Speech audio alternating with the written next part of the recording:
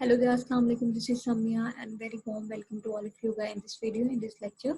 So today I'm going to discuss about the topic that is animal tissue. आज के lecture में हम animal tissues के बारे में बात करने जा रहे हैं और उनकी टाइप्स के बारे में। तो सबसे पहले हमें जो बेसिक चीज़ है वो ये पता होनी चाहिए कि टिश्यूज जो हैं वो क्या होते हैं। तो सबसे पहले हम टिश्यू की डेफिनेशन को पढ़ेंगे। वो कहते हैं group of similar cells specialized for the performance of common function के एक ही तरह के जो सेल्स हैं वो आपस में मिल जाते हैं और वो क्या करते हैं, एक हमारे पास जो है यूनिट बना देते हैं जिसको हम टिश्यू कहते हैं। तो group of similar cells specialized for the performance of common function called tissues. इसके बाद हमने देखना है कि जो हमारे पास एनिमल टिश्यूज हैं वो क्या है। वो कहते हैं in bodies of animal there are 4 major categories of tissues. Animal की बॉडी में बेसिकली 4 तरह के जो हमारे पास टिश्यूज होते हैं वो मौजूद होते हैं। तो epithelial tissue, connective tissue, muscle tissue and nervous tissue, ये जो 4 हैं ये 4 टाइप्स के हमारे पास टिश्यूज हैं जो एनिमल्स में पाए जाते हैं। तो आज के लेक्चर में हम सिर्फ एपिथेलियल टिश्यूज के बारे में बात करेंगे कि एपिथेलियल टिश्यूज हमारे पास क्या होते हैं और इनकी आगे फर्दर टाइप्स हैं वो भी हम आज के लेक्चर में ही डिस्कस करने जा रहे हैं। तो सबसे पहले हम एपिथेलियल टिश्यूज की डेफिनेशन पढ़ेंगे। Epithelial tissues cover the outside of body and lines organ and cavity। ये कहाँ पे होते हैं? ये बॉडी के आउटसाइड पे होते हैं। इसके बाद ये कैविटीज और ऑर्गन को भी कवर कर रहे होते हैं, उनके भी आउटसाइड पे मौजूद होते हैं। The cell in this tissue are very closely packed together। और इन टिश्यूज में जो सेल्स होते हैं, जो सेल्स मिलके नहीं बना रहे होते, वो एक दूसरे के साथ बहुत क्लोजली पैक्ड होते हैं, एक दूसरे के साथ बहुत क्लोजली जुड़े हुए होते हैं। This tissue has many types based on the shape of cells as well as number of cell layer। अब आगे एपिथेलियल टिश्यू को उन्होंने जो है वो कैटेगराइज कर दिया on the base of shape of cells as well as number of cell layers. Cell layers के तादाद पर, इसके बाद शेप ऑफ सेल्स, इसकी बेस में उन्होंने एपिथेलियल टिश्यू जो हमारे पास है इसको आगे फर्दर डिवाइड कर दिया हुआ है, उनको तकसीम किया हुआ है। तो वो अभी हम पढ़ने जा रहे हैं कि इसकी टाइप्स जो हैं कौन कौन सी वाली हैं और वो कहाँ पे मौजूद होती है और उनके फंक्शंस क्या होते हैं। सबसे पहले हमारे पास आ जाती है सुकेमस एपिथेलियम। ठीक है, ये इसकी पहली टाइप है। तो कहते हैं consist of single layer of flat cell. इसमें किस तरह के सेल्स होते हैं? फ्लैट्स होते हैं, फ्लैट सेल होते हैं और इनमें उन सेल की लेयर जो होती है हमारे पास सिर्फ सिंगल होती है। तो आगे इसका जो है लोकेशन आ जाती है, it is found in lungs, heart and blood vessels. ये ब्लड वेजल्स में, लंग्स में और दिल में मौजूद होते हैं, हार्ट में मौजूद होते हैं। इसके बाद इनके फंक्शन आगे, they allow the movement of materials की मूवमेंट कराना बेसिकली इनका काम है। कि इनका काम है स्क्वेमस एपिथेलियल का। Next one is cuboidal epithelium.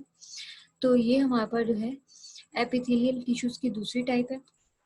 वो कह रहे हैं कि consist of single layer of cube shape cells. Cube shape cell होते हैं ये।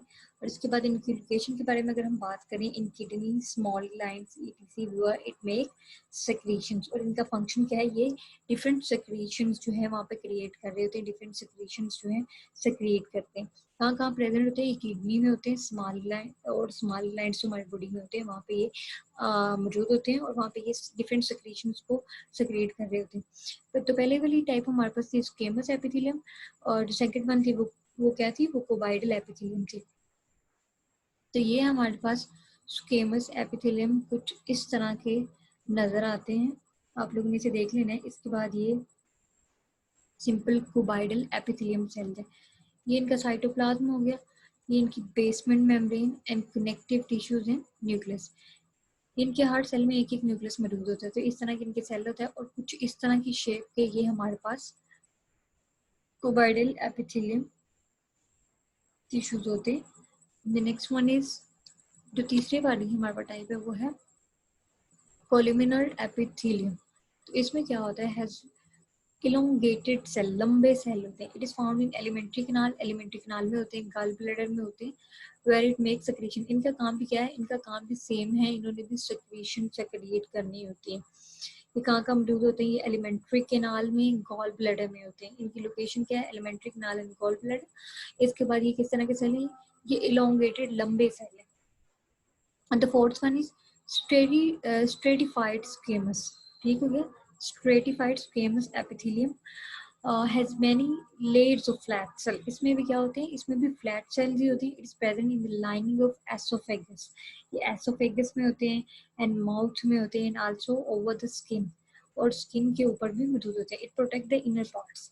इसके बाद इनका काम क्या है, ये इनर पार्ट्स को प्रोटेक्ट कर रहे होते हैं। ये हमारे पास क्या आ गया, स्टेरिफाइड स्क्वेमस एपिथेलियम। इनकी शेप कुछ इस तरह की होती है। इसके बाद ही हमारे पास आगे कॉलुमिनर एपिथेलियम सेल्स। इसके बाद ये हमारे पास सिलिएटेड कोलेमरल एपिथेलियम जो है वो भी है। ये हमारे पास फिफ्थ टाइप आ गई। इसमें वो क्या कहते हैं, हैज एलोंगेटेड सेल विद सीलिया। लंबे लंबे सेल होते हैं, उनके सीलियाज मौजूद होते हैं, बाल की तरह की स्ट्रक्चर मौजूद होती है। It is present trachea and bronchi and propel mucus. इनका काम क्या है कि म्यूकस को प्रोपेल करना। और इसके बाद ये प्रेजेंट कहाँ पे होती है, ट्रैकिया में होते हैं, और मतलब ये गले में होते हैं। और ब्रोंकाइज हमारी लंग्स में मौजूद होती हैं, तो ये वहाँ पे प्रेजेंट होते हैं। इसके बाद ये इनकी स्ट्रक्चर आ गई, सिंपल सिलिएटेड सेल। ये देखिए इनके ऊपर बालनुमा स्ट्रक्चर्स हैं, ये सिलियाज होती हैं। तो ये अब्जॉर्प्टिव सेल, बेसमेंट होगी, कनेक्टिव टिश्यूज, न्यूक्लियस। अब इनके सेल में देखें, हर एक में एक एक हमारे पास न्यूक्लियस मौजूद होता है।